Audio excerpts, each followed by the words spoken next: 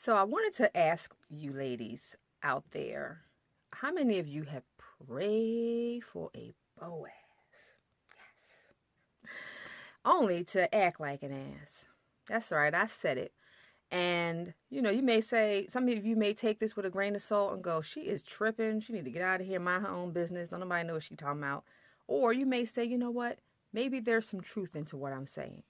So what I'm going to say is, I let me tell you my story. A few years ago, this is back 8 years ago, I had met the hubster. We got married, and shortly after we married, we moved into our home, and we got into this little spat. And I remember saying something, and he said something. I was like, "What? You got to get out of my face, huh? Shit! I don't know who you think you're talking to." So he kind of looked at me, and he walked off. He came back about 20 minutes later. But by that time, I had thought, I put this argument to sleep. It's a done deal. It's a wrap. I have spoken. Okay? Better get out my face.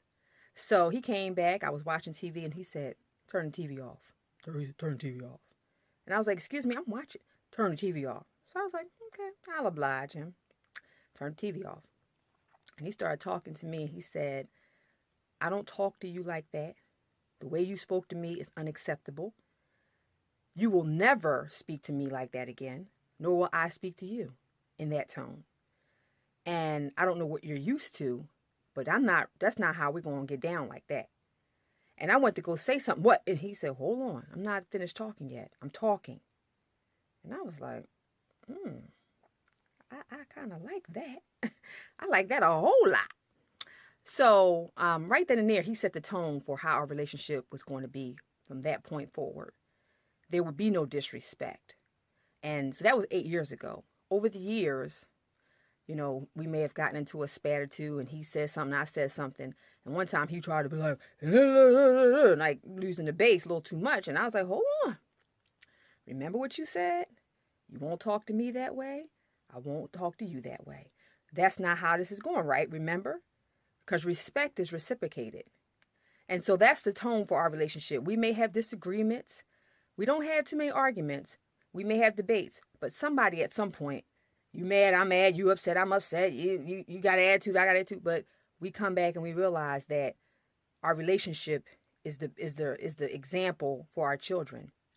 Our kids don't see us argue because that's not how we get down. That's not the environment that we have. He's grown, I'm good and grown, he's good and grown. What we need to argue for? It's hard to have disagreements, but it's all about your tone. Like remember your mother and your father used to say growing up, it's not what you say, it's how you say it. So ladies, all I'm saying is if you pray for this Boaz, don't speak to him like you're an ass. Same goes for the men.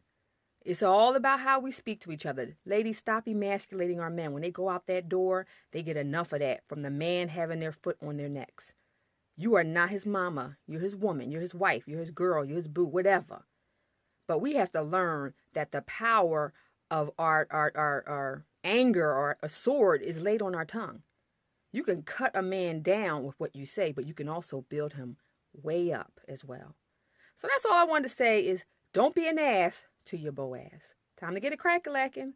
Let's love. Let's love in peace. It's all in the way we say it. Deuces. Trying to get you to think outside of the box.